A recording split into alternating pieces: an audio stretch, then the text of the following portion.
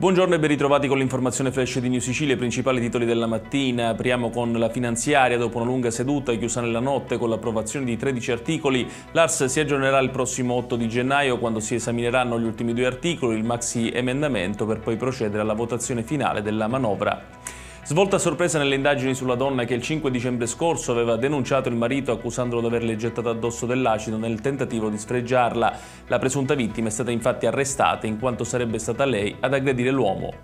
La Guardia di Finanza ha arrestato l'ex sindaco di Capodorlando, Enzo Sindoni, per bancarotta fraudolenta che riguarda 3 società del settore delle comunicazioni, della commercializzazione degli agrumi e della gestione di una società sportiva di basket. Chiusa l'indagine della Procura Agrigentina per 26 fra ex amministratori, funzionari comunali e imprenditori di Lampedusa, ipotizzata una situazione per delinquere finalizzata alla commissione di delitti contro la pubblica amministrazione, fra gli indagati anche l'ex sindaco Totò Martello. Infine torna a casa un uomo accusato di omicidio e lesioni nei confronti di 4 persone a Campo Felice di Roccella nel Palermitano. I vicini di casa si sono detti preoccupati per la propria incolumità. Ed è tutto per questa edizione. Tutti i dettagli su queste notizie li trovate sul nostro sito www.newsicilia.it. Grazie per averci seguito e arrivederci.